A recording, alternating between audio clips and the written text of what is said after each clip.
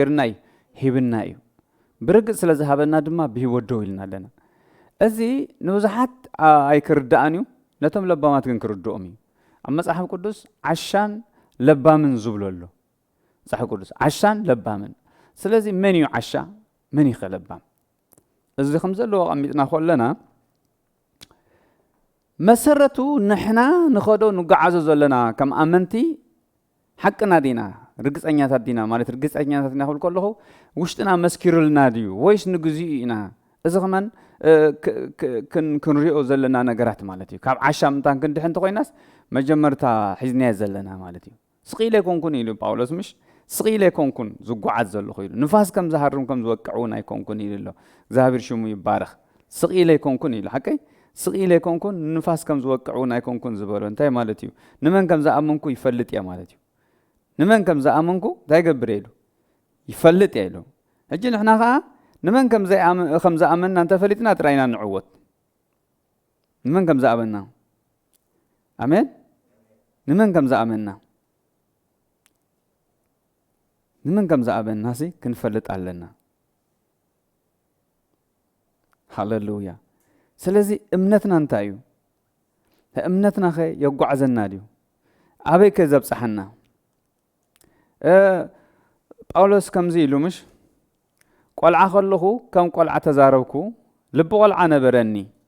كم قلعه حسبكو سباي مسكونكو جنا نتنجر قلعه حدكو زبل منفساو بزعبه منفساو نجر يزاربل حدش قلعه كلخا زخونه نجر كتبل تخليخا دحراي جنا قلعه تنبر يبل كاين زلو حجس بمرصن واغ نرئي علنا نينا يزري زلو واغ نرئ لنا زلو تعشاب زله تقمطوا من عشا داخنو بلينا عشا مصايو زيري يسب عشان تايو نمصايو زيري يسب نمصايو زي حسب سب هجي بزو سب مصايو زيري زلو باولوس بواغ نرئ لنا زلو نتات مصزلا منغستي واغ زريا زلو نتات مزلا تسفاي واغ نرئ زلو اب قداماي قرنطوس 13 قطر 12 زلو قداماي قرنطوس معرف 13 قطر 12 لو حجس بمرصن واغ نرئي علنا شعقنا غص نغص كنرئينا امو حجي مقال افلط علخو شعو غنا كمتي انا اتفلطكو كفلطي حجينا امنت تسفا فقري اذن ثلاثه ازياتن ينبرا كابزياتن تعبغنا فقري ازلو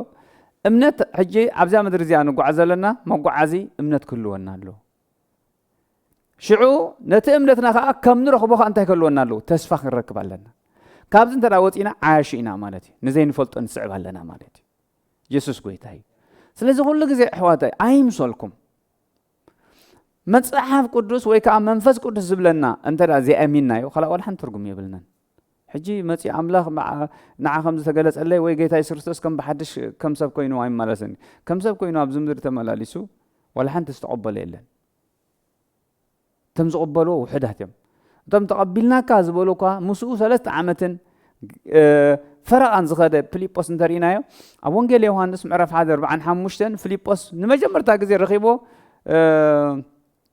كله تزاراريبو قدام يزرخبو فيليبوس فليطو طراي زيكونس نناتنايل نعا رخيبني يالنا يدس زرزير نغيرو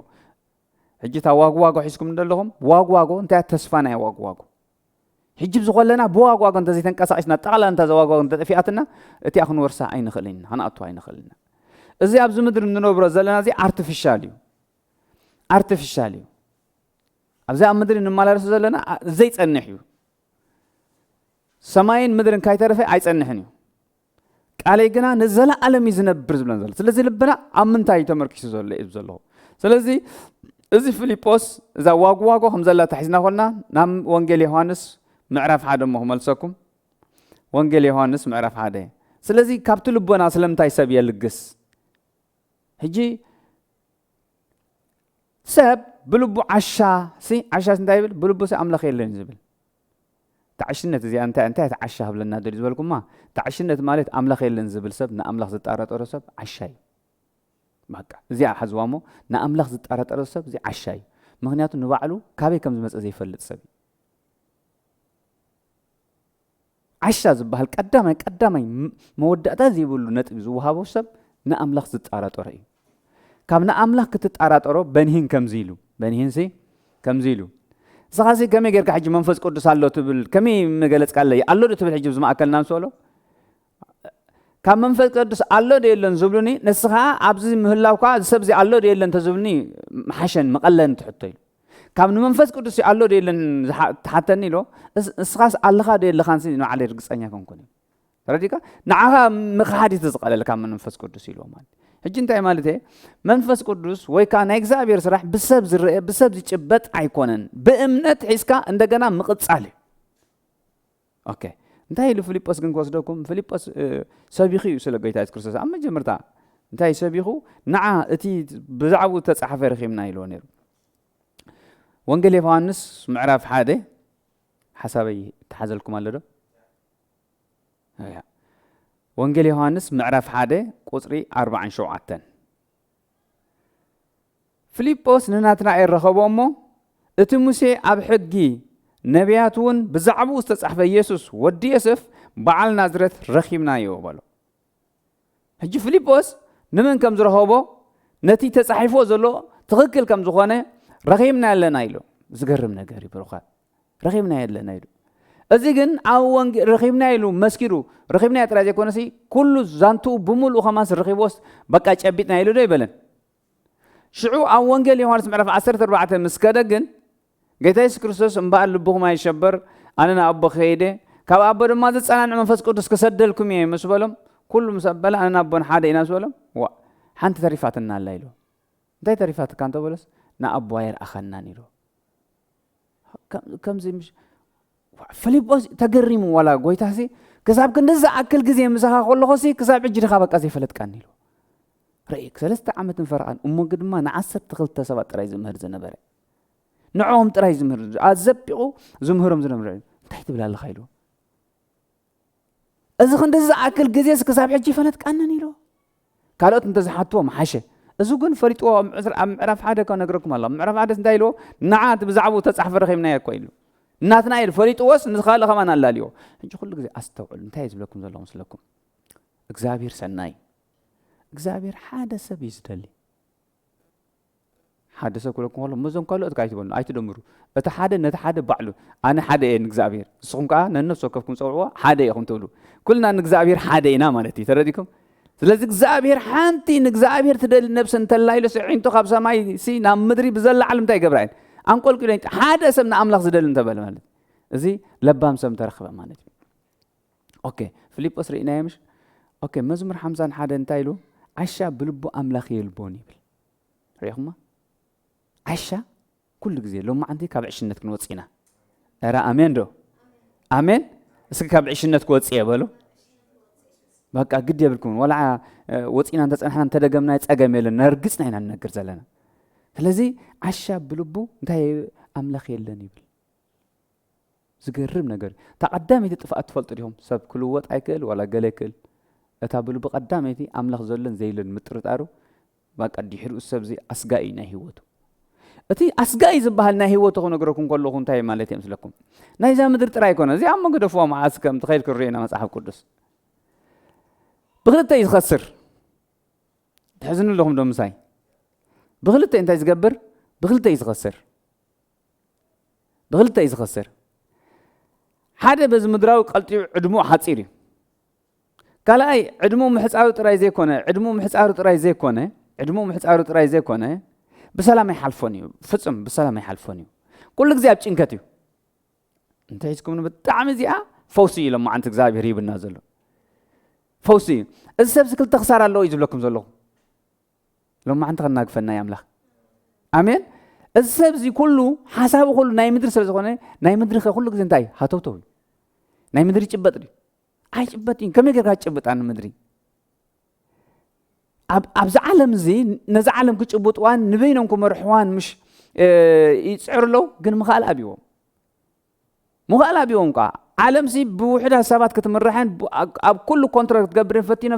ክሳብ ሕጂ ሕኸት ይብሉ ኣለዉ እሞ እንታይ ንግበር ኢሎም ይሓስቡ ኣለዉ እንታይ ንግበር እወ ነቲ ዘይጠቅም ዘበለ ሰብ ነጥፋ እዮ እንተ ብሕመን ጌርና እንተ ብጢመት ጌርና እንተ ብገለ ጌርና ነጥፋ እዮ ይብሉ እዞም ሰባት እዚኦም ደቂሶም ዶ መስለኩም ኣይተቀሱን ምክንያቱ እቲ ሓሳብ ንሱ ንዕኦም ድቃስ እዩ ዝኸሎ ስለዚ ኩሉ ግዜ ንሕና ከዓ ንጌታ ኢየሱስ ክርስቶስ ናይ ግሊ መድሓኒና ምስ ሓዝናዮ ብትክክል ኣብኡ እቲ ናይ ዘላለም ዕረፍቲ ከም ዘለና ዳ እምበር እቲ ናይ ምድራዊ ነገር ክህበና እንተኮይና ንሕና ከዓ ይጋጨወና እዩ ስለዚ ሰብ ክሳብ ሕጂ እንታይ ዘይኮነ ዘሎ ዘይዓረፈ ዘሎ ስለዚ ሰብ እንታይ ዘይኮነ ዘሎ ረጊኡ ዘይተቐመጠ ዘሎ ስለዚ ሰብ ኩሉ ግዜ ካይደቀሰ ዝሓድር ዘሎ እታ ቀዳመይቲ እምነትኩም እታ ነጎይታ ምስ ሓስኩምማ ዝብለና መጽሓፍ ቅዱስ ኣብኡ ከምኡ ኢልኩም ንበሩ ዝብለና መጽሓፍ ቅዱስ ኣብኡ እንታይ ይኹን ኣብኡ ከምኡ ኢልኩም ንበሩ ዝብለና ስለዚ ንዓ ምስ ሰደድካ ተቐዳሚ ኣብ ራእይ ዮሐንስ እታ ቀዳመይቲ ፍቅርካ እንታይ ጌርካ ያለኸ ኢሉ ሓዲካ ያለኸ ኢሉ ንዓ ምስ ሓደካ ትሽግር መፅኡ ዘሎ ኢሉ ተቐዳመይቲ እቺ ኩሉ ግዜ ዓሻ ብልቡ ኣምላኽ የለን ይብል ኣምላኽ የለን ማለት እንታይ ይብላሉ ማለት ምስ ሰይጣን ኮይኑ ይሰማማዕ ኣሎ ማለት እዩ ምስ ሰይጣን ኮይኑ ቱታ ይብላሎ ማለት እዩ ኣብ ጴጥሮስ ጋር እንታይ ኢሉሎ ካብ ቀደም ወላ ሓንቲ ዝተለወጠ ነገር የለን ከም ቀደም እዩ ዘሎ ኣበይ ለዳ ትኽመጽ እዩ ዝብልና ዝነበሩ ኢሉ ግን ኣብ ኖህ ከምኡ እንዳበሉ ከለዉ ማያሂ ሓንቲ ለይቲ መፅኣ እንጀሩ ሕጂ ገድፎ እዩ እንዳበሉ ሕጂ ገድፎ እዩ ይብል ትማይ ካይቕፅል ሕጂ ገድፎ እዩ ከም ኖርማል ካል መዓልቲ ምክንያቱ ኣብ ምድረ በዳ ቀዳይ ነገር ኣብ ምድረ በዳ ይመፅዎም ካልኣይ ነገር ከዓ እቲ ማይ ከዓ ኖርማል ሃሪሙሲ በቃ ውድእ ኢልካ ትሓስብ ግን እቲ ማይ እስኪ ቀፂል እስከበሉ ዝገርም ነገር እዩ ኣይመስለኩም ማይ ክመፅእ ከሎ ንሕና ቀልጢፉ ክውድእ ማእስያ ውድእ ኢና ምሽ ሓዲሩ ከመ ሓዲሩ ኢና ንብል እምበር እንተዚ ማይ ሲ ድሓን ድኸውን ኢልና ኣይንፈልጥን ኢና ሕጂ ሳተን ከዓ ቀፂሉ እቲ ማይ ቀፂሉ እቲ ማይ ቀፂሉ ዳሕራይሲ ጫውጫው እንዳተሰምዐ ኮይዱ ብሓንቲ ለይቲ ዝብለኩም ዘለኹ ነጎዳ ገለመለ ጀሚር ይኮነን በቃ ዝለንቀን እዚ ማይ በቃ ንፋስ እንገለ ይኮነን በቃ ክሳብ ታሽዓ መዓልቲ ይብለና መጽሓፍ ቅዱስ ይበልዑን ይሰትዩን ይእትውን ይተኣታተውን ንመን ዝእትው ሰብኣይ ምስ ሰብኣይ እንተደልዮም ሰበይቲ ምስ ሰበይቲ ከም ቅያር በቃ ዋላ ሰብኣይ ምስ ሰብኣይ ምርዖ ዋላ ሰበይቲ ምስ ሰበይቲ ምርዖ ኖርማል በቃ ንብላዕ ንስተ ከም ድሌትም ነሆከ እንታይ ይገብር ኳሕኳ ሓደ ንመን ሸመንተ ኣብ ዓለም ምሉእ ንሕሰቡ ሕጂ ሓደ ሰብኣይ ንመይኑ እምነት ኣላ ምድሓን ኣላ ኢሉ ኳሕኳሕ ከብል ከሎ እዚ ኩሉ ሰብ ክበልዕን ክሰትን ከም ድሌት ክኸይድ ከሎ ዝገርም ኣምላኽ ይርዳኣና ልብና እግዚኣብሔር ይሓዞ ክነገረኩም ኩሉ ኣሎ እንዳመሰለካ ዘይለ ፅንሓካ ግዜ ኣሎ ስለዚ እዚ ዓሻ ሰብኣይ እንታይ ዝብለኩም ዘለኹ ልቡ ኣብ ምድሪ ከምኡውን ምስ ኣምላኽ ስለ ዝኾነ ውግኡ ምስ ኣምላኽ ይውግኡ ኣምላኽ የለን ማለት ምስ መን ክትዋጋ ዘላ ምስ ኣምላኽ ኢኻ ትዋጋ ዘላ ትጥርጥር ዘለኻ እኮ ንመን ዲኻ ተሓይሉ እኮ ባዕልኻ ሪጀክት ትገብሮ ኣለኻ እቲ እግዚኣብሔር ክሕግዘካ ዝመፀሲ ትጥርጥሩ ኣለኻ ስለዚ ኣብ ክንዲ ክሕግዘካ ዝመፅእ ስለዘይኣመንካዮ እንታይ ገብረካ ኣሎ ይኸደካ ኣሎ ምክንያቱ ከምኡ ምሽ ኢልዎም ጌታ ኢየሱስ ክርስቶስ ናብቶም ናቱ መፀ ኢሎምሽ እቶም ናቱ ግን እንታይ ገበርዎን ኣይተቐበልዎን ስለዚ ኣይተቐበልዎን ንሶም ገዲፎም ናብ መን ከይዱ ናብ ካልእ ናብቶም ዝቐበሎ ንሕና ናብቶም ተስፋ ዘይብልና ፍፅም ኪዳን የብልና ገለ የብልና ተስፋ ዘይነበርና ሰብ ተስፋ ዘይነበርና መፂና ስለዚ ኩሉ እዚ ቀዳመይቲ እንታይ እዩ ዝብለኩም ዘለኹ ምስለኩም ስለዚ ተስፋ እንተዘይብልና ንመፃኢ ዋግዋግ ንርኢ ኣለና ኢሉ ምሽ ዋግዋግ ንርኢ ኣለና ማለት ናይ ነይቲ ዝሪኣ ዘሎ ነታ ተስፋ እስከበሉ ነታ ንመፃኢ ንዘለዓለም ንድሕለላ እዩ ጳውሎስ ብዋግዋግ ኣብዚ ኮይኑ ግን ጳውሎስ ግን ክንደይ መከራ ይቕጥቀጥ ነይሩ ከመይ ገይሩ ተስፋ ክገብር ግን ጳውሎስ ተስፋ ክገብር ዘይግብኦ ሰብ እኳ ነይሩ ጳውሎስ ከም ጳውሎስ መከራ ዝወረዶ ሰብ ኣሎ እምኻ ንወንጌል ምሉእ መዓልቲ ክሰብኽ ይውዕል ሒዞም ቅጥቅጥ ኣቢሎም ዘይብላዕ ሰተም መይት ኢሎም ይጉሕፍዎ ዳሕራይቶም ደቂ መዛሙርቲ ከዓ እግዚኣብሔር ይባርኮም ተሸኪሞም ኣምፂኦም ንገዛ ኣምፂኦም ከዓ ቆስሉ ይደርዝዎ ዳሕራይ ሕጂ ስቕካይ ኣይብልን እዩ እንደገና ከዓ ይቕፅል ካ ንፅባሕ ይትቕፅል እግዚኣብሔር ከዓ ከይዱ ከዓ ከይድ እሞ ከምዚ ቦታ ከይድካ ከዓ ከምኡ በልካ ኣብሎ ግን እንታይ ብሎ ዓጆኻ ኣብሎ ኢየሱስ ጎይታ ኣለኹም ደብሩኻት ስለዚ እንታይ ስለ ዝኣመነ እዩ እንታይ ስለ ዝኣመን ኣምላኽ ኣሎ ኢሉ ስለ ዝኣመን እግዚኣብሔር ኣሎ ኢሉ ስለ ዝኣመን ንሱ ይኽእል ኢሉ ስለ ዝኣመን ኢየሱስ ጎይታ እዩ እግዚኣብሔር እንታይ እዩ እግዚኣብሔር ዓበይ ወይ ናባያ ድህቡ ካልኦ ድሓን ናብ ቆልዑ ድሓን እግዚኣብሔር ሰናይ እግዚኣብሔር ልዕሊ ኩሉ እዩ እግዚኣብሔር ንሱ ሰናይ ስለዚ ኩሉ ግዜ ብሩኻት እንታይ እዩ ዘሎ ከኣነ ኢየሱስ ኣብ ሂወትና ነጊሱ እንተደኣ ተራእዩ ኢየሱስ ኣባና ከቢር እንተተራእዩ እብለኩም ኣለኹ ኣይሕፍርን እስካ ኣይሕፍርን ይበሉ ናብ ኣምላኽ ምፃእ ንሱ ትደልዮ ክበካ እዩ ማለት እንታይ ማለት እዩ እቲ ዝኽእል እንተመፂኻ ይሪ ዝህበካ እቲ ዘይክእል اتزخل دخيتكايو نس انت خبكاي كهبكاي ابت زي كل انت تصقيعها كن اخيلكاي ስለዚህ ድቃሴ ያለ ስለዚህ ጳውሎስ እንታይ ብላሎ ሕጂ ብመረፀን ዋግዋጎ ንርኢል ዳሕራይ ግን ፊት ንፊት ከም ዝርኤና ንሕና ኮላይ ክንሪኦ ኢና ይብላል ድሕሪኡ ግን ሞት የለን ስከበሉ ሪኢኹም ኣሕዋተይ ነዛ ሓፃርን ዘይተጠቅምን ግዜ ኮለና ይንበል እብለኩም ኣለኹ ጳውሎስ እንታይ ኢሉ አንታ ስምዑ እንዶ ኢሉ ነግረኩም ሞ ስምዑ እንዶ ኢሉዎም ጳውሎስ ኣነሲ ከም ኣሕዋት ጎይታ ንጎይታ ኣሕዋት ኣለዎ ምሽ በዓል ያዕቆብ ተመሪዖም ነይሮም እዮም ጴጥሮስ ተመሪዑ ከም በዓል ጴጥሮስንሲ ኢሉ ኣሓዶም ምሳና ተመሪዕና ሲ ምሳና ሓሒዝና ንከይዳ ምተገባእና ይመስለኩም ንሕና ግን እቲ ንመን ከም ነገልግል ዘለና ንመን ንዓይ ከም ዘለና ፈሊጥና ኩሉ ህይወትና ንጎይታ ስለ ዝሃብና ኢና ዳ እምበር ሓሚቕና ኣይኮንናን እዩ ሕምቀት ኣይተቑፀርዎ ማለት ስለዚ ሰብ ስለዘይወለደ ስለዘይዘመደ ንጎይታ ስለ ዝኸደ ሓሚቑ ማለት ድዩ ዋይ እዚያ ተዓሽነት ክንብረኩም ሰብ ስለዘይወለደ ሰብ ስለዘይተመርዓወ ሰብ በቃ ከምኡ ይኮነን እንታይ ይኮነን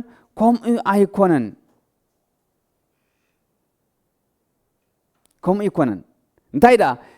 ሕጂ ብነፀር ዝርኦ ዘሎ ዳሕራይ ግን ንዘለዓለም ክሪኦ እሞ ንዘለዓለም ምስ ኣኽሊሉ ብዕረፍቲ ክነብር ስለ ዝደለይ መን ኣሎ ናይ ዘላለም ዕረፍቲ ዝብህግ ኩለና በሉ ድሓን ንብህግ እንዲና ክንዕርፍ እንደሉ ምሽ እዚ ብኽያት ዘለናይ ብኽያትን እውይ ሓንሳብ ኣነ ኩሉ ግዜ ዝዛረቡ ምሻለሁ ኩሉ ግዜ ንገሊኦም ዛረብኩም ሓንሳብ ዋላ ኣብ ላዕሊ ከምዞም ሰባት ተነጢቖም ዝብሎም በፂሕና እንተንመለሲ እብለኩም ኣለኹ ኩሉ ኣይንደልን በልና ነርና ወረ ናብ ጎቦ ምደየብና በቃ ካይንርኢልና ሲ በቃ ደግመ እዚ በቃ ኢልና ሲ እዚ ሓጢኣት እዩ እዚ ርክሰ እንዳበልና ሲ ኣኺልና ነይሩ ግን ጎይታ ምእንታ ንሕና ብርሃን ኮይና ብርሃና ባና ኮይኑ ንሕና ግን ተረዲእና ንኻልኦት ምእንታ ምድሓን ክንከውኑ ኢሉ ኣብዛ ቅሚጥና ዘሎ ስለዚ ብዋግዋጎ ዘርኤና ዘሎ ብምሉእ እንተርኢና ኣኺልና ነይሩ ኣብዚያ ይነበርና ስለዚ ጎይታ ኣሎ እስከበሉ ጎይታ ኣለ እዩ እግዚኣብሔር ኣለ እዩ ኣይጥርጥርን የበሉ ነብስና ሓደ ግን ስመረርና ኢኹም ትገብር ኣጀኹም ብዙሕ ግዜ ኢና ንኽሕድ ኣምላኽ ስለዚ ፍቅሩ ስለ ዝኾነ እምበር ብዙሕ ግዜ ንኽሕድ ኦኬ ስለዚ መን እዩ ዝድግፈና ዘሎ እንተልኩም እግዚኣብሔር መን እዩ ዝድግፈና እግዚኣብሔር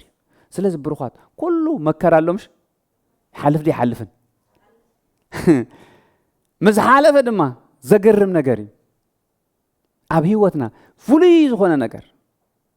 ተስፋና ኣይሕፍርን እዩ ነዚ ሒዝናዮ ዘለና ተስፋ እንተዳ ንሓፍር ኮይና ነዚ ዘለናይ ነገራት እንተዳ ንኣቱ ኮይና እብለኩም ኣለኹ ኮንቲ ነይሩ ስለዚ ኩሉ ግዜ ሰብ እንታይ ዝርኦም ስለኩም ዘጣቕዕልካ ትርኢ ዘንጨብጭብልካ ትርኢ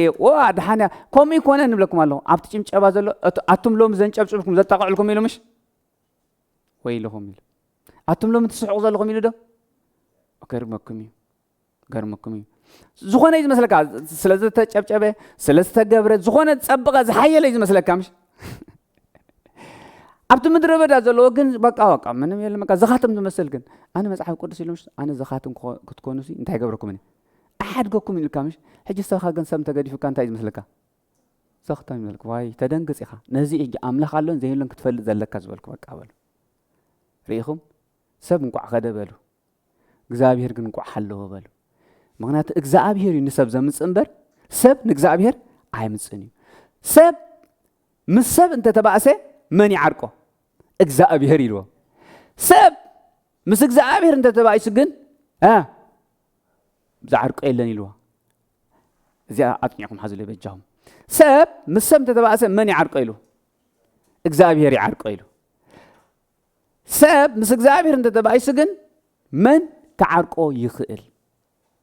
ኣለኹም ንብሩኻት ረአይ በሉ ሕጂ ኩሉ ግዜ ነዚ ኣይና እምበር ዓሻሲ ብልቡ ኣምላኽ የለን ዝብል ሽዕ ምስ ምን ይበኣስ ኣሎ ማለት እዩ ምስ እግዚአብሔር ብልብኻ ኣምላኽ የለን ትብል ኮይንካ ምስ ምን ትበኣስ ኣለኻ ሰይጣንካ የጠቃዕ ኣሎ ኣይበልና እንዶ ብል ኣሎ ማለት እዩ ስለዚ እግዚአብሔር ንስኻ ስለ ዘለኻ ኣነ ስለ ዘለኹ ይኮንን ዘሎ እግዚአብሔር ካብ ቀደም ኣሎ ኣሜን ይሕሸካ ኣምላኽ ኣሎ ምባል ይሕሸኒ ኣምላኽ ኣሎ ምባል ኣሜን ዶ ስለዚ ኣምላኽ ኣሎ ኦኬ ነቲ ዓሻ ሰብኣይ ከዓ ክንርኢና እቲ ዓሻ ሰብኣይ ብዙሕ ግራት ምስ ገርአ ኩሉ ኣምላኽ ኣየድልን ኢሉ ግራቱም ስራእያስ ኩላ ፈርያ ግራቱም ስራእያስ ኩላ ዓንቢባ በቃ ምህርቲ ክትከውን ኢሉ ኣይገርመኩም ግራት እንተራይ ኩላ ትፈሪ ሓደ ሓሳብ ሓሲቡ እዚ መትሓዚ ናይ እኽለይ ከፍርሰለኒ ኣፍሪሰ ሓደ ዓቢ ክገብረለኒ ሓደ ዓቢ እንታ ክገብረለኒ ንዑ እንታ ክገብረለኒ ከግፍሐለኒ ሽዑ ነብሰይ እንታ ክትገብር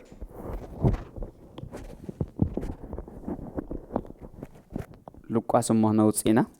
ስለዚ ካብ ዕሽነት ኢና ክንወፅሎም ማዓንቲ እየ ዝብል ዘለኹ ካብ ዕሽነት ክንወፅ ኢና ኣሜን ንብሩኻት ካብዚ ዓሻቶ ዘለ ዓለም ክንወፅ ኢና ሎም ይብላ ኣለኹ ሉቃስ ምዕራፍ 12 እሞ ንርአዮ ሉቃስ ምዕራፍ 12 ካብ 13 እንታይ ግን ኢለኩም ዘለኹ ጳውሎስ ለባም ሰብኣይ ግን ብዋጓጎ ኣብዚ ምድሪ ከሎ ይርእሎ ኢለኩም ኣነ ዝኹም ብዋጓግ ዝመስል ብነፀር ዝመስል ዳሕራይ ግን ክንርአና ፍንፊት ኢልና ኢና ተስፋ ኣሚንና ኩሉ ወላ ዓያሃሉ ኢልና ደው ኢና ዘለና ማለት እዩ ኣሜን ስለዚ ነናፃፅር ዓሻ ሰብኣይን ለባም ሰብኣይን እቲ ለባም ሰብኣይ እቲ ቤቱ ኣብ ምንታይ ኣብ ከውሒ እቲ ዓሻ ሰብኣይ ከዓ እቲ ቤቱ ኣብ ምንታይ ኣብ ሕፃ ዳሕራይ ንፋስ ምስ መፀ መከራ ምስ መፀ በሎ መከራ በሎ እቲ ንፋስን ውሕጅ ዝብሎ መከራ ወይ ከዓ ድልየቱ ምስኣነ ወይ ከዓ ንሱ ዝዓግበሉ ምስኣነሲ ምስኡ ፈሪሱ እዩ ዝኸይድ እቲ ለባም ግን ከውሒ መጀመርታ ወላ ንጴጥሮስ ንቤተ ክርስቲያን ኣብ ከውሒ ክስርታ ዘይትናቃነቕ ደገታት ሲኦል ድማ ከም ዘይሕይልዋ ስለ ዝበሎ ማለት ስለዚ ሎማዓንቲ ኢየሱስ ክርስቶስ ኣብ ሂወትና ኣሎ ኣሜን ንሱ ደሕሸና ነገራት እሱ ዕሸና ኢዮብ ንበይኑ ተሪፉ ምሽ ሰበይቱ እንታይ ኮይና ተረኺባ ዓሻ ኮይና ተረኺባ ሰበይቱ እኮ ዓሻ ኮይና ንሱ ግን ለባም ኮይኑ ፀኒሑ አንተ ሰበይቲ እንታይ ኮንክ ናይ ዓሽ ዘራዘ ዓሻ ኣምላኽ ግደፎ እዩ ዝብለካ ስከበሉ በቃ ዓሻ ከምዚ ኣይገበ ፀብፃብ ይምፃልካ ከምዚ ኣይገበረልካ ንእግዚኣብሔር ከምዚ ኣይሰርሓካ ንእግዚኣብሔር ይብለካ ሰይጣን ምሽ ሽዑ ንኣምላኽ እንታይ ይብለካ ግደፎ ይብለካ ዓሻ ሰብ ከዓ ንኣምላኽ ክሓድጎ እዩ ዝደሊ ዓሻ ሰብ ማለት እንታይ ማለት እዩ ንዕኡ ዝሕሾ ነገር ዘይፈልጥ ማለት እዩ ንዕኡ ዝጠቕሞ ነገር ዘይፈልጥ ማለት እዩ እዚ ኩሉ ግዜ ሓዝዎ ንሕና ሚልዮነር ወላ ኣሎ ዝበሃል ኣብዚ ምድሪ እንተንኸብሉ እሞ ጎይታ እንተዘይብልና ኖ ሚልዮነር ኮለና ከኣሲ ይፈቱ እንድዩ ጎይታ ይፈቱ እንድዩ ከምኡ ኮይንና ኣባ ጎይታ ኣበይ ዓዲ ሪኢኻ ኣበይ ከምኡ ተራእዩ ሰብ ንኽልተ ነገር ግዛእ ይኽእል ኢልና ድዩ ንኽልተ ነገር ግዛእ ይኽእል ንኽልተ መንግስቲ ኢልና ወይ ነቲ ሓደ ንመንግስቲ ዓለም ወይ ከዓ ንመንግስቲ ጎይታ ክትግዛእ ኢልካ ስለዚ ኣብቲ መንግስቲ ጎይታ ግን ኣብኡ ሓርነት ኣሎ ኣብኡ ፈውስ ኣሎ ኣብኡ ምንጭ ሓጎስ ኣሎ ልዕሊ ኩሉ ምንጭ ሰላም ኣሎ ብላ ኣለኹ ስለዚ ኣሕዋተይ ልብኹም ኣብ ጎይታ ይጽናዕ ሎም ማዓንቲ ልብኹም ኣብ መን ይጽናዕ ኣብ ጎይታ ይጽናዕ ካልእ ወላ ሓንቲ ክሓልፍ እዩ ኩሉ ካልእ ክሓልፍ እዩ ገደፉ ደሎም 2022 ኣለና ምሽ 2021 ዝነበርና ናብራ ይኮንና ንነብር ዘለና ንባዕሉ ትናብራ ንባዕሉ ተቐይርና ኢና 2020 ተመሊስኩም ሞ ገደደ 2019 ገደደ ዝብለኩም ኣነ ንዓይ ብናተይ ተሪኹም ገደደ ዝብል ሕጂ ግን ሓሸ ዝብለኩም ሕጂ ግን ሓሸ ዝብል ማለት ኢየሱስ ጎይታይ ስለዚ ዓሸ ሰብኣይ እንታይ ገይሩ ምስለኩም ምኽሪ ተማኺሩ ምስ ገዛ ርእሱ እንታይ ኢሉ ሓደ ካብቶም ህዝቢ ድማ መምህር ንሓወይ ርስቲ ክመቕለንሲ ተዛረበለ ይበሎ ኢየሱስ ከዓ ኣታ ሰብኣይ ኣባኻትኩም ከ ዳኛን መቃልን ገይሩ መን ሸመኒ ይበሎ ሕጂ እዚ ሰብኣይ እዚ ናይ ኣምላኽ ኢኻ ንስኻ እሞ ጸልየልና ድዩ ዝብሎ ዘሎ ምስ ሓወይ ዘሎ ንብረት ኣምፃልና ፍረደልና ንስኻ ተሓይልኻ ሲ ነዚ ንምንታይ ግበረሉ ነዚ ምድራዊ ግበሮ ነዚ ሃብቲ ናይዚ ምድሪ ተጠቐመሉ ነዚ ምፃዮ እዚ ሓወይ ወሲድለይ ዘሎ ኣምፃለይ ንዓይ ይብላሉ ንዓይ ኣይገርመኩምን ጌታ ኢየሱስ ክርስቶስ ግን እንታይ ከድሕን እዩ ዝመፀ ነፍሳት በሉ ጆኹምባ ሂወት ከድሕን እንዲ መፅዩ ኣነ ዝመፃኹ እንታይ ክገብር እየ ሃብቲ ክህብ ኢሎ ድዩ ግራት ዘይብሉ ግራት ቆልዓ ዘይብሉ ቆልዓ ድሉ እኽሊ ዘይብሉ ገለ ድን ረአዮ ጎይታ ዝመፅእ ካልእ እቲ ዝሓተ ዘሎ ካልእ ሪኻ ልብኻ ኣበይ ኣሎ ኣብቲ ልብኻ ዘሎ ዝብለና መፅሓፍ ቅዱስ እቲ ሰብኣይ ጌታ ኢየሱስ ክርስቶስ መፂ ኣሎ ኣብ ክንዲ ናይ ሂወት ዝዛረብ እቲ ሰብኣይ ኣብ ልቡ ዘሎ ብዛዕባ እዛ ምድሪ ዘሎ ይዛረብ ኣሎ ኣይገርመኩም ንሕዋተይ ሎሚ ብለኩም ኣለኹ በኢየሱስ ስም ምውፃእ ይኹን ብስም ኢየሱስ ክርስቶስ ምውፃእ ይኹን ብለኩም ኣለኹ ካብዚ ምድሪ እንተዘይወፂኹም ካብዚ ሓሳብ ናይ ዘምድር እንተዘይወፂና እብለክም ኣለኹ ወላ ሓንቲ ተስፋ ይብለን ከፀልሙቶ እዩ ተስፋና እዚ ናይዚ ምድሪ ሓሳብ እንተስፋና የፀልሙቶ እዩ እዚ ከምዚ ከሆነ ሕጂ ኩሉ ግዜ ነግረኩም ኣለኹም ንጎይታ ሓንሳብ ፅናሕ ይብልዎ እዮም ገሊኦም ስለዚ ሰብኣይ እዚ ንሓወይ ክመቕለኒ ተዛረበ ኢልዎ እንታይ ክመቕሎ መንፈሳዊ ነገር ወላ ምድራዊ ነገር مدراو نجر بلو جزا رستي مغلني نحنا قلنا بيزلنا رستي أب سما يا بلع لكوينة تسفانا هم دي كوينة تسفانا قالوا تسفان تلنا ولكم الله خاين رخباني نابسي نكرستس يسوع عبنا يو نايزم دريز غزلت لنا أنت تخوينه 4 نت بعين ركبنا إذا صعب وزلا سي بل ما تأكل لهم مسوق صعب زلا كويس هم يلهم نحاول كم زلنا ما قداي سلت الله يبلله نكرستس يسوع صعب زلنا قداينا سلت أنت لا خوينه عاي سلتني 4 نت 4 نت نسوق قريف كايم سايلوه وهي لو مش 10 7 كانوا لنا السخاء نيزل لهم هو تكركب سي انت قبر قباني لوكو 10 كويسو لبا ما يكون نيزل لهم هو تكركب كم زعم زغبر سو غيره قال له اتزلك ابو مولو ابز مدري نمن حبم امو يرد انا دزي زلك خلصي كل ناس كي عميتنا ينزلنا ولا هيوت ناس كي حسبون زي وحداتين نسو كن زلو حبتام بتعم حبتام سباي حج حابتام قديف كان عنده تبهالسي صاحته بتم أبزي دليم تاو قدانة كمية أسمع عرف الدشتي أخذ خير مالك أتوم حابتامات كهبتم يلهم سو أبزي دلي أمنتهم أم مركب أنت سقيل زنبرت أمنتهم أب بحر حجم أطفي أمه سبع إذن تايلو مقلة نبولو بلالو قيت أخا مقلة كمقل دي ماتيو يكون هيوت كهبي ماتيو بلو من شمن نبولو أسعبي خا هيوت سب ببزح جنزب حزني أيقونة نمو تتنقو كاب كله سسعد ما تعلو تتنقو قيتا كويس دار زلو كاب كله سسعد ما تعلو نقولكم بزح سب جنزب زي باللي بإيده كل جزء كبس لازم فتني ناي أملا خيبزر ناي على ما يكون زلزله كل سب ناي مئكاب ما يترف نبع الجزء السخان ترى ناي قيتا خوين كاكو أنا هبتا منيو بلوني حتيتكم والله نبال هبتا منيو انت لكم نعي نمعلتاوي زوهاب زلوا صعيب لكم نمعلتاوي الله كاري عصرت انت لكمني انت تصني حتني انا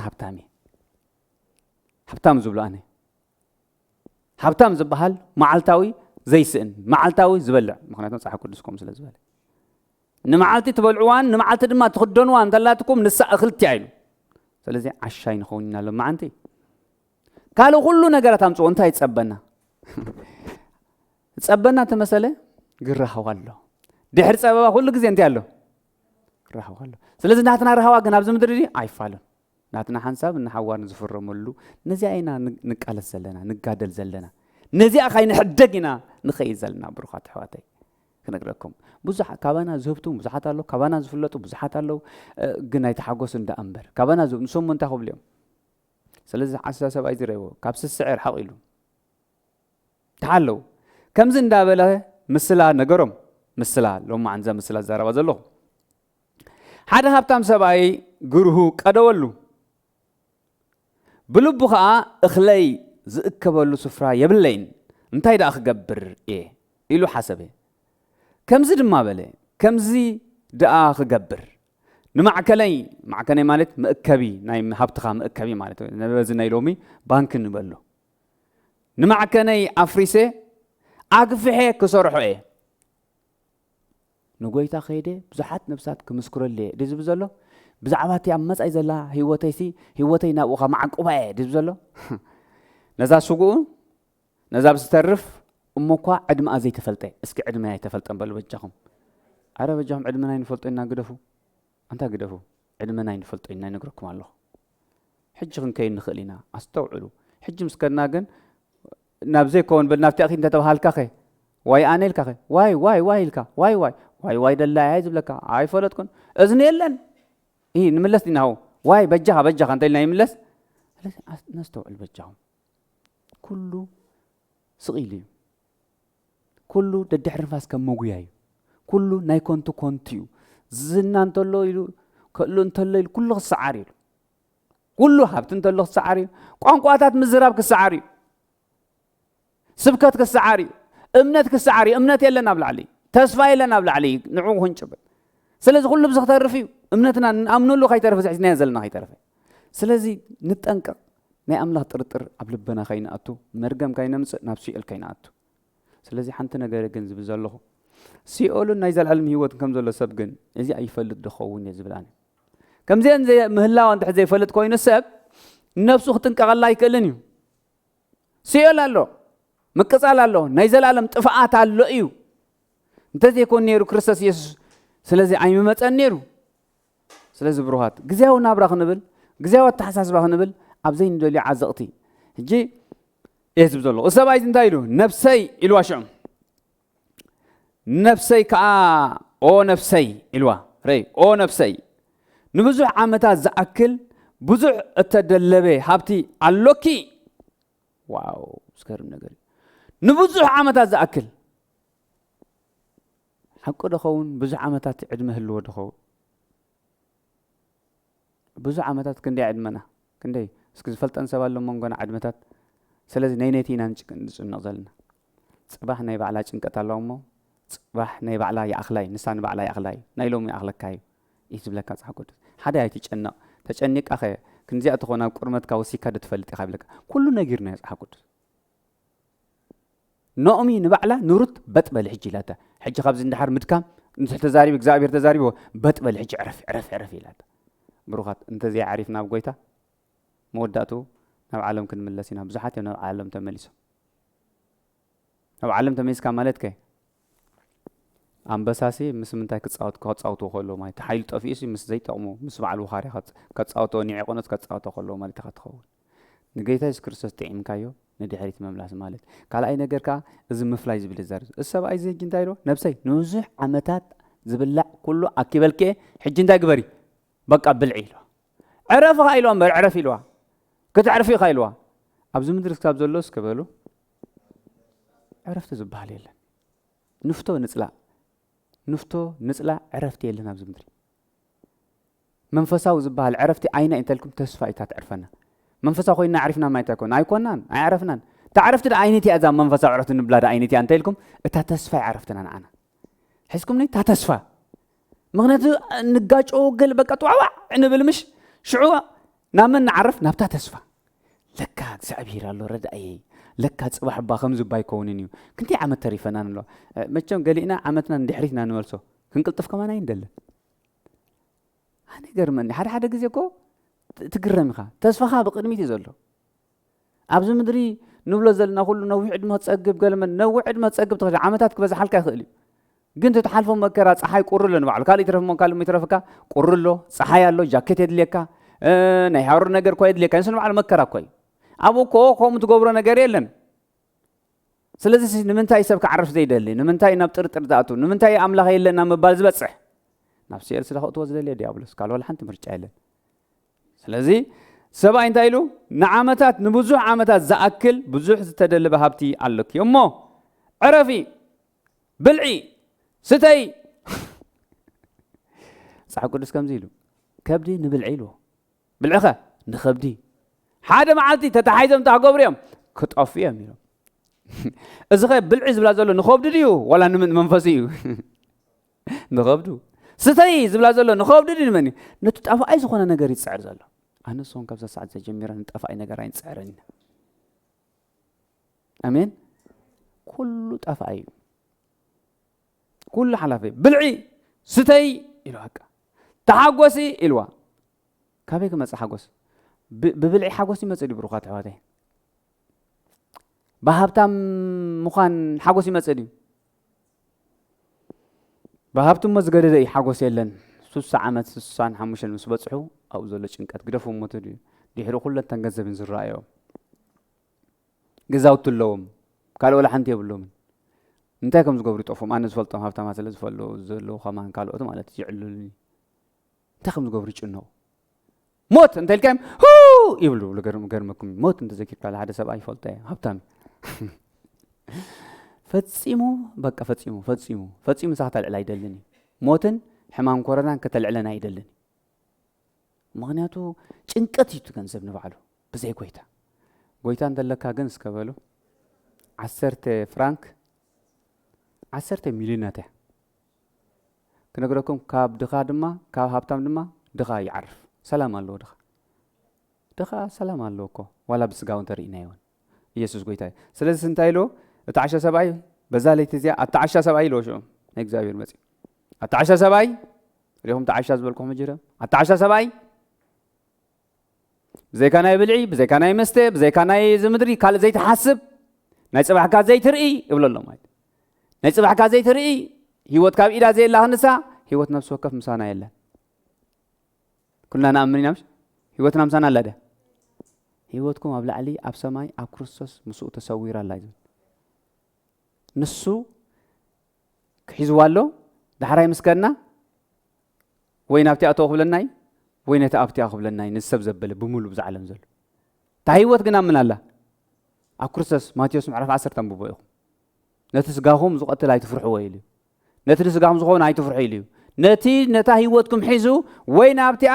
ወይ ናብቲኣ ክእቱ ዝኽእል ንዑ ጥራይ እንታይ ግበርዎ ንዕፍርሖ ኢሉ ስለዚ ህይወትና ምሳና የለን ስለዚ ህይወትና ነዛ ሕጂ ዘለና ነዛ ስጋና ኢና ንመልኽ ነዛ ፍቓድ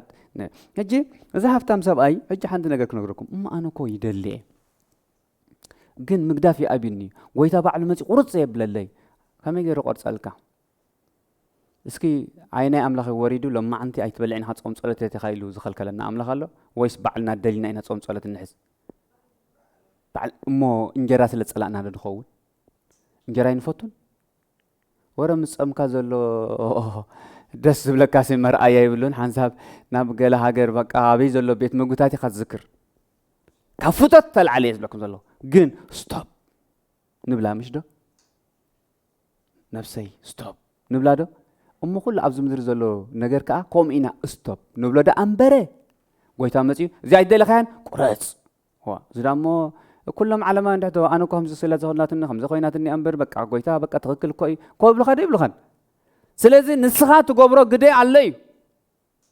ምክንያቱ ምርጫ እዩ ዓበይ ሕሸካ ኣብቲ ናይ ዘላለም በቃ እምቢ ንዓለም እምቢ ስለዚ ክትጠሚ ብጣዕሚ ከቢድ እዩ ፍላይ ኣብዚ ኣውሮፓ ኮንካ ክትጠምሲ ብጣዕሚ ከቢድ እዩ ምክንያቱ ኩሉ ብተሓሓሊፉ ስለ ዝርእ ፀንሓካ ኣብቲ ከይድካ ኣብቲ ስትራስ ኣብቲ ጎደናት ከይድ ከለኻ ናይ ፔሳ ስእሊ ብኡ ክንዲ ዝዋግኡ ገለገለ ፀንሓካ ዋይ ፔሳ እዚ ጋላ ትብል ኣብ ኩሉ ተለጢፉለ እየ ዝብለኩም ዘለኹ የብህገካ እዩ ስለ ዘብሃካዮ ንዑ እንተበሊዕካዮ ሲ ሒዋን እውን እንታይ ደኢለያ ዘጥፈእታ እንታይ ድያ ተብህግ እያ ክትበልዓ እኳ ኢላ ተመንያታ እኳ እዩ ዝብል ስለዚ ኣሕዋተይ ንሕና ኩሉ ግዜ ብዙሕ ግዜ ዘታለልና ንገዛ ርእስና እሞ ኣምላኽ ከልግሰሊ ኣሎ ቆርፀለ እዎ የልግስ እዩ ግን ፍቓድ ናይ መን እዩ ዝሓትት የብለኩም ዘለኹ እዚኣ መለሱለይ ባ ፍቓድ ናትና እዩ ዝሓትት ባ ኣለኹም ዶ ምሳይ ፍቓድ ናይ መን እዩ እምቢ ምስ በልና እግዚኣብሔር እምቢ ኢሉ እኳ ኢሉ ጣልቃ ይኣትወልና ስጋኻ እምቢ ኢልና ምሽ ስለዚ ከመይ ጌርና ድና ንኽእል ብፀጋ ደይኮና ንፀውም ደይኮናና ሽዑ እግዚኣብሔር ኣብኡ ጣልቃ ይኣቱ ንሕና ነቲ ዝሓዝናዮ ፕሮግራም የወዳእና ኣለዎ ምሳይ እምቢ ኢልና ንስጋና ኣይትበልዕኒ ኸኢልና ምሽ ሽዑ እግዚኣብሔር ምን እንታይ ገብር ጣልቃ ይኣቱ ምክንያቱ ነቲ ስጋ ነቲ መንፈስን ገጉብኦም እየ ትሕዞም እምቢ ምስ በልካ እዩ ስለዚ እምበኣር ንዓለም እምቢ እንተዘይልና ጎይታ እምቢ እኳ ዘይበለለይ ጎይታ ዘይቆረፀለይ ከምዚ እንዲ ድልየተይ ዳ እሞ ኣነ ፈትየ ኣነ እኳ ንጎይታየ ኣነ እኳ ከምዚ ዝበሃል ነገር የለን ብኣፍካ ጎይታ ዝበሃል ነገር የለን እንተዝኣመንካ ምትግብርኻ ስለዚ እንታይ ኢለኩም ፊልጶስ ርእይዎ ምሽ መወዳእታ ግን ኣቦ ኣርየና ኢለዎ እዚ ኩሉ ኣሚንካ ምንታይ ስዒብካኒ ሕጂ ብዙሕ ግዜ ስዒምና ንኣምላኽ ንስዕብ ኣለና ንብላ ግን ሓቅና ዳይ ሓቅና ግን ውሽጥና ንሕና ንፋለጥ ኢና ንጎይታ ዲና ዝብሎ ዲና ንገብር ወይ ንሕና ዝበልና ኢና ንገብር ኣብዚኣ ተፍልል ማንም ሰብ ክፈርደና ማንም ሰብ ከብለና ኣይከኣልን ባዕልና ንፈልጣ ኢና ፍቕርና ንምዘኖ ወይ ከዓ ንገንዘብ ዘለና ወይ ከዓ ነቲ ናይ ዝምድራው ዘለና ፍልጠትን ንጎይታ ዘለና ፍልጠትን ንምዘኖ ዓይኑ ይዓቢ ናይ ምን ፍልጠት ይዓቢ ናይ ጎይታ ዘለና ፍልጠት ይዓቢ ምእማንና ይዓቢ ንዓለም ዘለና ይዓቢ እዚ በቃ ክገብረለኒ ኢሉ ምሽ ኢለኩም ሓደ ሰብ እዚ ክገብረ ኣምላኽ ከዓ ኣምላኽ ይበለን ኣነ ደለኹ ከም ዝገብር ሲፈልጥ የልኒ እንታይ ትብል ኣለኻ ኢለ እስኻ ደለኻይ ከም ዝገብር በቃ ተኣምን ብዘይ ኣምላኽ በቃ እንድሕር ደልየ ሓደ ነገር ገብረ የልኒ እዚኣሲ ሓንቲ ሰለስተ ነገር ጠቒሰሉ ዶማስ እስከበሉ ኤሳው እዘን ክልተ ድሓን ይኣኽልና ዝተጣዕሰዋ ክልተ ሰብ ከምፃልኩም እየ የናስ ከምኡ ድማ ትጥፉእ ወዲ እዚኦም ንጣዕሲ ዓዲ ረኺቦም እዮም ደማስ ግን ምስ ከደ ንዓለም ምስ ፈተዋ እንታይ ገበረን ዝብል ኣይተመልሰን ኤሳው ከዓ ንንስሓ ካይተረፈ ዕድል ኣይረኸበን ይብለና መፅሓፍ ስለዚ ስኢልካ ኣይኮነን በቃ ትምኒትካስ ገሊኡ ሒዙ ከህልም ዘበል እዩ ናይ በዓል የናስ ግን ድሓን እዩ نايت طفو ودخا كلها مسرعيا مكرات صفيعه مس حرقته قلطيفو وا ازيا نسحه تدليلوا لوقاس 15 زلو كلتا سبات تماليسهم اذن كلتا سبات كاز طفو نغركم الله ننسح عدل زي رخب ناب عالم دماس نعالم فتيواي نعالم فتيوا انت غير حد يغن خيد ناب عالم እና سلس سبعي زخاخو مرጫ يوسيدو نفسي بلعلي ستيلي كله علكي رخب لي ስለዚህ نحنا ابز مدر نبرو زلنا بروقات حواتي زدلنا يخساب زخونلنا ديو ويش نغويتا ولا يخونلنا اي يخونلنا خنسعمو وديناينا ازي انا ناولقنا مرጫ نغركم سب دنگيصو اي ملسكا صليو اي مسلكاني نغركم ندماس باولس يخل دو صلي ايكلن نحنا دنصلي باولس يو باولس صليو كله ملس شعنشعنا له كيد اتو قال كل بقى ስለዚህ ጳውሎስ ካመን ይخيዱ ካብ ደማስ ይخيዱ ስለዚህ ገለገለ ሰባት ደሓን ክጽልይልና እዮም ከምዚ ገለ ተብሉ ዝብል ሰብ እንተራሃልዮ ወለካ ለኹ ጠፊኻ ሰብ ጸልይ ኣይመልሰካኒ ፈጺም ኣይመልሰካኒ ተቆደ ዘለኻ ድማ ዓዘቕቲ ሰብ ምባዕሉ ገዛእ ርእሱ ክከላኸል ክኽእል ኣለቶም ሕዋተይ ቀልዲ የለን ስለዚህ ዓሻ ብልቡ እንታይ የለን ይብለኩም ኣምላኽ የለን ምስበልካ ናብ ዓለም ክትኸይድ ኣምላኽ የለን ምስበልካ ድሌትካ ክትገብር ድሌት ዝገብር ሰብ ትፈልጥ ዶ ንኣምላኽ ቫልዩ የብሉን إذا ما صح قدس نموخان خير من صحيفه يبلك جمر واي إذا تأمن عقده فخاتو لزلك شو وا إذا بحلنا خين وما نعبل كريكا خيله إذا يجزاكم صح كريكا نعبل وسيديو نبي وسيديو زفترت وسيديو حج خنتاي تبلي له بحلنا سي كم زخمزن بحلون كم زخمز جبر ياري أيه حج خنتاي من سبت صحيفه وجهه حجي كل جزء نحنا انترا زي تردأنا نت منفساو نجر حواتي نحنا نتناي منفس قدس انترا زي تردينا ولكم الله سيطان كتصاوتلنا خنبري كواقع أنا خنبري دك أسكال إنا خنبري سلازي إزي كله تصحيف زولو نسلاماي كزي نسلاماي ولا حنت حيلي يقولون نخل زي عون غير ولا حنت حيلي يقولون منم حيل زبالي يقولون منم بقى سلازي نزين تأمين كاي خداي تقبره نزي يس أباي خون دوي يس انت يخون نزين تحت ترتير كاي دامو خابي مو اسكحر رايس كن غورني مسح قدس تحت ترتيرنا خابي كن رك من خلتول ودي بقى نمصحاب قدس ترترنا يا معلتي سوري اي تحزولي نمصحاب قدس ترترنا يا معلتي زبقى على معلت شعاخ نقركم مغنياتو حانت زلاتنا زي زلاتنا زقال زي زلنا حانت زلنا تصفى زنقرنا كم زحلف زنقرنا عمدر بدا ماي كم زمتص اكزابير كم زساقر ابي زلو زركب جن نزين تحت ارتيرنايو نمن كن امن نخل هات يالهم ساي اسكم ملوس لي نمن كن امن نخل ودينا لنا امنتنا كلا نغير كل غزي نغراتك ناب سب تصقع نغراتك ناب انتاشم دحت تصقع خنكا ما املاك ما عاد تصقع كايس ما اسخ ملسلك ما عاد يسناي زبلخ غبرلك كل غزي حدا غزي كل غزي سي ناب قال املاك انت اديبكاسي እግዚአብሔር ሲ ክረድ አካይኸሊ كل غزي عينتخ ناب سبات انت خوينا نبلكم الله بقى حدا ቋንቋ يخم زل قير تفلطيهم سيطان ቋንቋ እንታይ ገይር ስኻብ ዝንዳ ሰበخ ከለኹ سيطان تاي قبر له غير له خلي فقدنا تسبري قالوا قنقا يسمعوا ريخ هذا زبلك كازلو ريخ هذا يزبلو وانا حدا سبكم خاب تشرش زوص يفلط وصي خيدو قلت سب حدا خيل قلت سب يكلن كم اسود حرجي من لسنيل انت تبلا لها تحرينا تحدى سبا مسيا رخيبه نعسكي ناي سبزي سميعك هذه خاوم الكايله با ابي رخيبك انت سمعوا خ امت ملس كامبر ما حشكا صبو نيرو خايلو سوا وصبوني روهم ديلك هم صبوني لك حقو انا خن سبز لك حقو صبالو دع سميعك بغلام لهم غير معيدك حقو هون صبو حجي دم خراي دو يقلل دحراي مطفا يقلل حجي مخراي تقلل ومن هالبات اغزابير انت ترخبك كمان امونغو انت يفلت كوريخا ولا خاسين ترخبك انت يفلت دحراي كن كوريخا كن زي كون صغير سم دار اكا كن نابز غير طفات كاب تخيل ስለዚህ ነዚህ መጽሐፍ ጥርጥሮ ሰብ አማኒ አይኮነን مسرت أمان خمسة يكونه يفلت نزل ولا تسفى زي قبل أن تلاقوا النزق على زي سلزة عشاء نزق على زي تابلو نقال أملا هيكون نبلو بحصيره عشاء سب نبلنا هج دمدم زبالة عشاء سب እዚህ ምን ከም ጻሐፈው ማን ደፍሊጥና ይብል 4 ነጥብ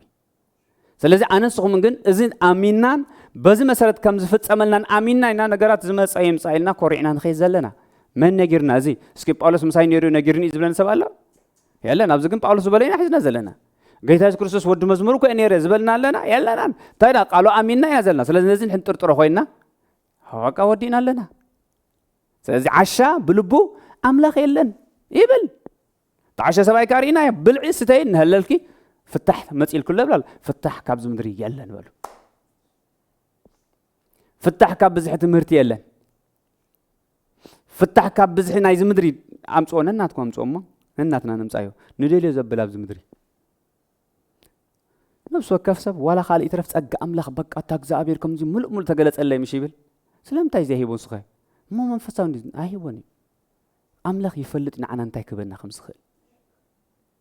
ንዓና እንታይ ከም ዘድልየና ኣነ ዝሓስበልኩም ሓሳብ ይፈልጥ ኢልና ደብል ስለዚህ እከለዚ ኣይኣመነን ሞ ነዚ መጽሓፍ ስለዚ ኣመነስ ነዚ እመኑ ባገለ ግበሮ ሊልካ ተምጽተል ዳ ይኣመንተ ኮይኑ ክርስቶስ ኣብ መስቀል ተሰቂሉ ዝብለንክ ስለዚህ ሰብዚ በቃ ቀባጢርካ ሓዘ ዝብል ሰብ ኣሎ ኣይ ሶሪ ቀባጢርካ ንሓንቲ ዓመት ትሕዞ ትኽእል ካልኣይቲ ዓመት ገዲፍካ ኸይድ ስለዚህ ሰብ ብኣጉኡ ኾሪ እንተኸደ ይሓይሽ ምክንያቱ ኣብ መንገዲ ምእንታን ክራኸቡ ኣብ መንገዲ ምእንታን እግዚአብሔር ምልስ ቀብሎ ምክንያቱ ናይ ሰብ ነገር ጥበራ ንቁርብ መዓልታት እዩ ንቁርብ ተጻንሑ ትኽእል ትዕጉሶ ትኽእል ንስኻ ግን ነዊሕ እትኾነ እታ መዓልቲ ሸዓ ጎይታ ምፅእ እንተበልኸ አንተ ክፈተና ኳ ቢለን ምሽተን 10 ዳና ኳ ምስአ ነይረን ነበራን ነይረን ዘይተን ግን ኣይሓዞን ነይረን ኣይተዳለዋን ነይረን ኳ ቢል ኣብቲ ማዕጾ እቱ ይልዕጹ ከብለኸልኮ መፅን ኳ መን ይኸን ንሕና ኣይፈልጠክንኒ ሕዋተይ ካብ ኣብ ላዕሊ ኮይና ንስጎግ ኣብ ዝኾለና ኾሪና ናብ ኣምላኽ ክንምለስ ይሕሸና ካልኣይ ነገር ከዓ ልብና ኩሉ ግዜ ኣብ ኣምላኽ ንግበሮ ልብና ምን ንግበሮ ኣብ ኣምላኽ ንግበሮ ኣምላኽ ይኽእል እዩ በቃ 4 ነጥቢ ኣምላኽ ይኽእል እዩ ኣምላኽ ብሰብ ኣይመዝኖን እዩ ንኣምላኽ ረእዩ ንኣምላኽ ብኸምዚ ፈፂንካ ምስ ሰብ ኣይተመሳሰሎን ኢኻ ብነገራትካ ዝኾነን ዘይኮነን ኣይመሳሰልን እዩ ኣምላኽ ዝሰለጠካን ዘይሰለጠካን ኣምላኽ ኣይምዘንን ይብኡ እግርኻ ክቁረፅ ይኽእል ኢድካ ክቁረፅ ዋይ ኣንተ ኣምላኽ በቃ ምስኡ ግደ ይብሉን እግዚአብሔር ኣምላኽ ሓንቲ ነገር ግደ ዘላቶ ምስ ህይወትካ እዩ እሞ ኣይባርኽ እንድዩ ኣንተ ክባርኸካ ዳሞ ተጸበ ከምኡ ተሓልፍ እንተደሊካ እንታይ ትፈልጥ هراي كلنا أب أفريقيا زلوا أمنتي أب عد إسلام زلوا أمنتي كلنا يسوع كنا نسوع مو نعم سألوا بنعنا جنا بتعمهم تينا كم ده نقول رأيكم ده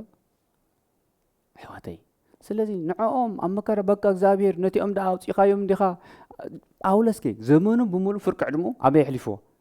أب إسري بيت وانجيلا بيكون مسنر أي مسكرين زي بالورة أي مسكرني بقى قفي عم قد كيتهم متيهم من حجة سربت كوينه نفاسكو هاب زري خندي كوينه هاي بلن وانجيل مسكر نقولاسيا أو هيني عريوا أو هيني هني سوا نقولاسيا مس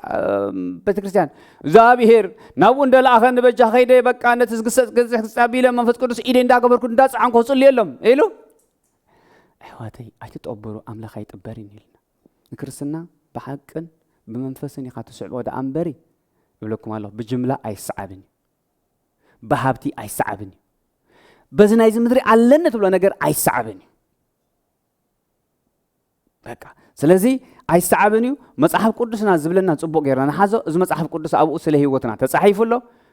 بوهن كده اللي زقبانا بس خيد له أبزي نايبزح نجار تصحيف له نايكفوا السبات تصحيف له أمن تقول له خفوا السبات أبزلو أبزي مدري خاجة خفوا السبات أمن تلو نزل مصحف قدسنا حازو أنا قلنا بقوم ندحري تايم اللسنة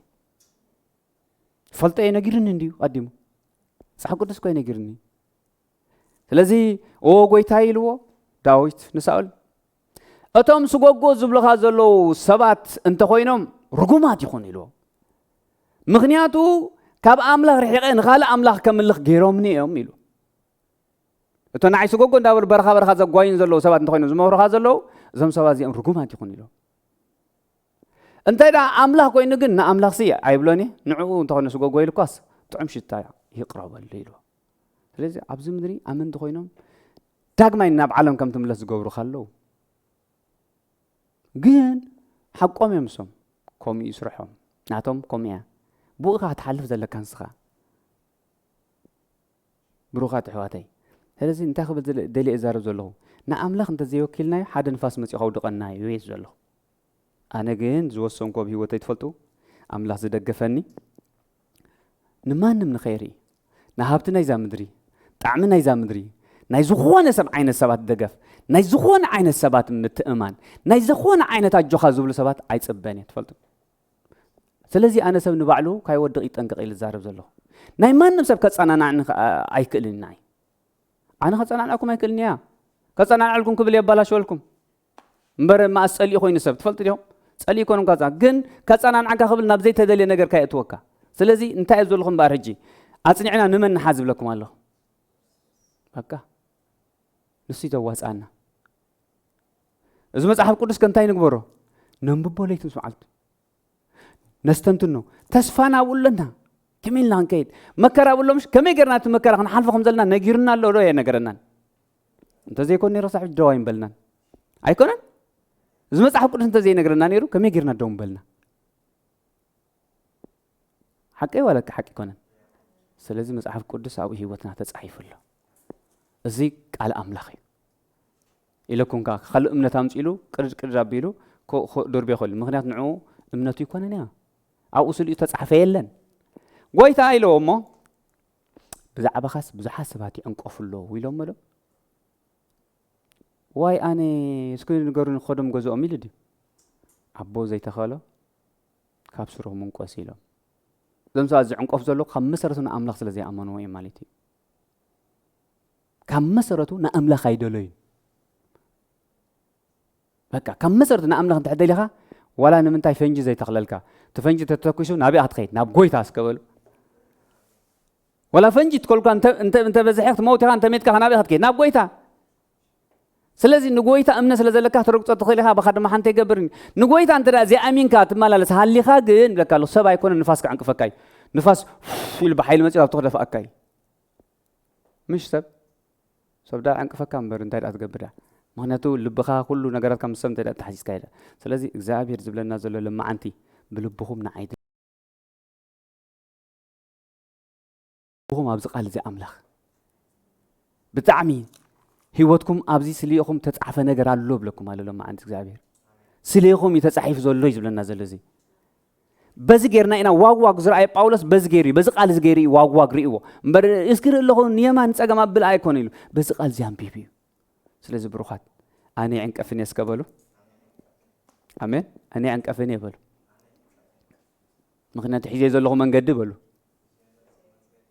يتأمامني بلو أمين بروخات ويتاي باركم